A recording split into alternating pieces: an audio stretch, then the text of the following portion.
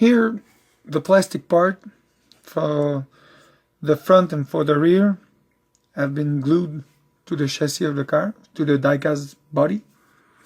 I've taped my front grille because I don't want to lose the mark when I'm gonna sand the top of the bumper. So as you can see here, the front of the plastic model was lower than the metal body, so I put a tape back there and used some resin to make a great backing when I'm gonna apply my Bondo over it. Then for the rear, like I told before, I had to cut the back of the car to make sure that the rear is gonna fit on, since my quarter panel are lower. The problem that I figured is, as you can see on this side, I had to cut the side also because the quarter panel are more in than the original one. So I cut this part on this side, and now I'm going to do the other side. And from there, the rear of the car should fit on the chassis. And when the rear is going to be at this place, I'm going to go ahead and cut the front spoiler, because as you can see here, the original chassis of the car is too long now, since the front of the Buick is more square. So I'm gonna go ahead, cut everything, and come back after. Okay, I went ahead and cut both sides of the car. I had to cut also a part of the wheel well. Oops, like that. I had to cut a part of the wheel well because of where the new side skirt is gonna finish. And at the front of the car, I cut here on both sides, and I thinned the front just enough to let space for the screw. So from now, as you're gonna see, the front of the car is at the right place. The screw can go in. Same for the rear. And nothing exceed the rear of the car. So I'm going to be able to glue my new bumper back there without any trouble of touching the frame of the car. And I forgot to show you in the last time that the hood closed perfectly, and the line is almost even all the way through. So I'm gonna have to just make a little finishing with the Bondo when I'm gonna apply it on the fender and on the rear of the car. So now the car is ready to receive some Bondo and start to looking forward to finish the car. Oh, I forgot to mention also, when I tried to strip the paint on the car, I realized that my paint stripper was no good anymore. So instead of sending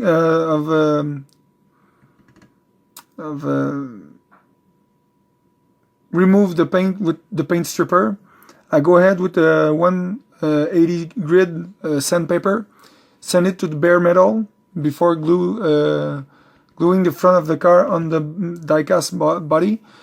Normally I always strip my body to bare metal. In this case, because now that the front is plastic, I can put some paint stripper over it. So for this car, I'm gonna send the car all the way with the 180 grit. From there, I'm gonna go ahead and prime the body, and came back with the 400 grit sandpaper to make the finishing touch before applying any paint on the car.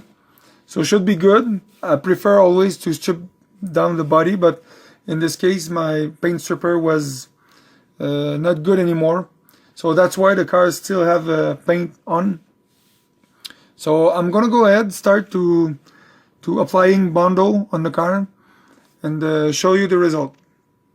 Before applying my first layer of Bondo on the front of the car, as you can see here, this part is longer than the original plastic and the original die-cast body. So before doing that, I'm gonna use a block that I'm gonna wrap 180 grit sandpaper on, and I'm gonna sand the part that I did to make sure that it's gonna be flush all the way through. So from there I'm going to be able to apply Bondo everywhere, an even coat everywhere. And for the rear part,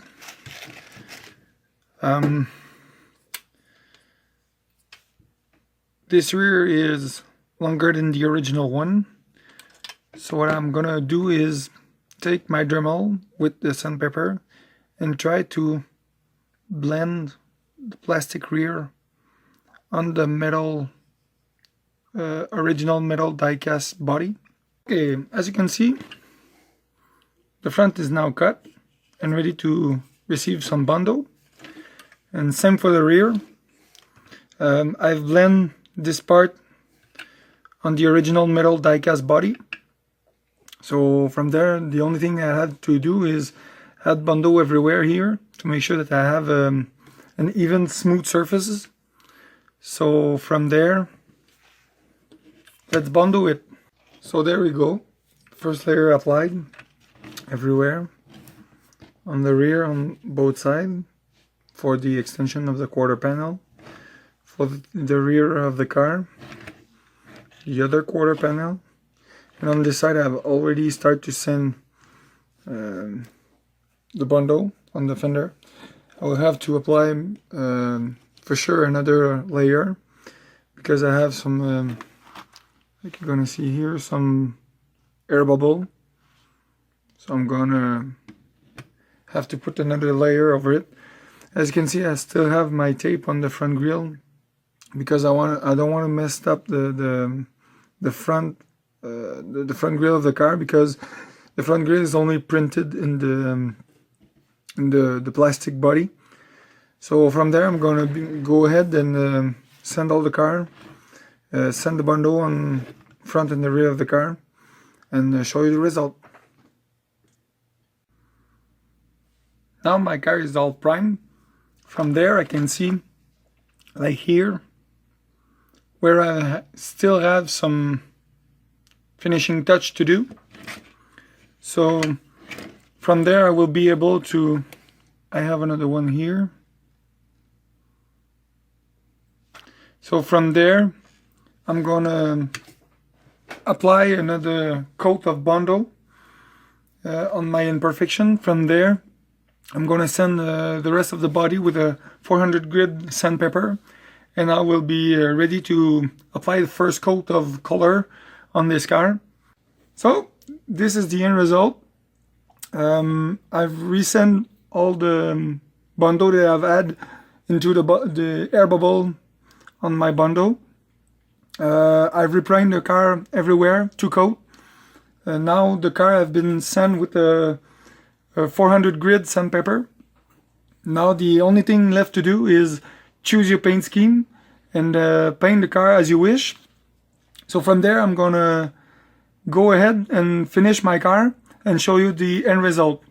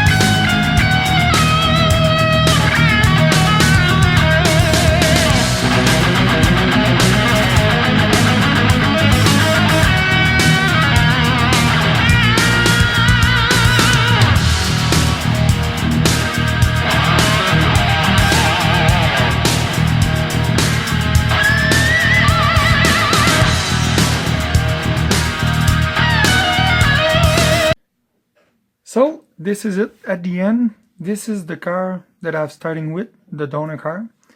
This one is a 1990 Chevy Lumina. For the one who don't know which car I did the Brett Bodine 1990 Buick Regal, the quicker state one. So I will stop the table for a second, show you the custom that I did. That's the end result with the clear run.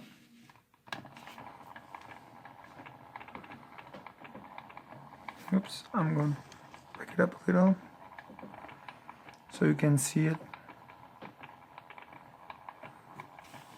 Now I'm going to stop the table and show the difference in the front between the Lumina and the new Buick.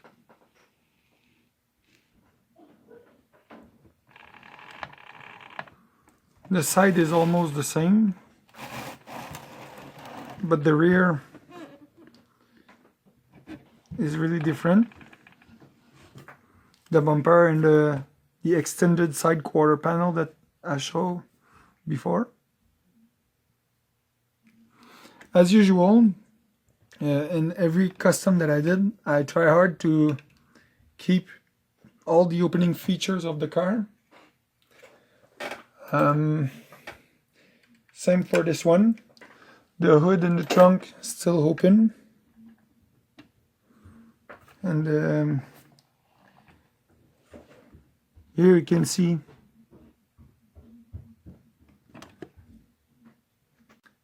here's a side view of the car finished.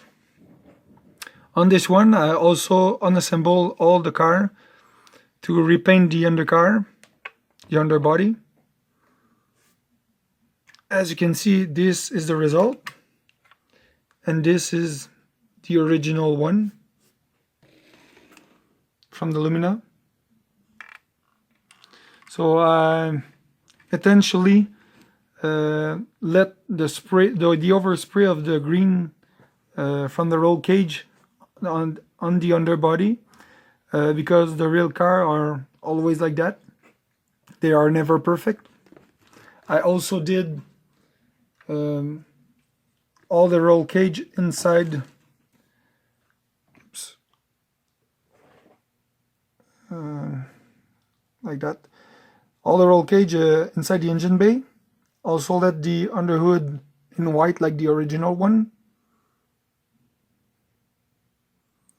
So this is another conversion done from start to finished. I hope you enjoyed this video, and I hope that my video helps the guy who want to do some custom. So see you next time for the next one.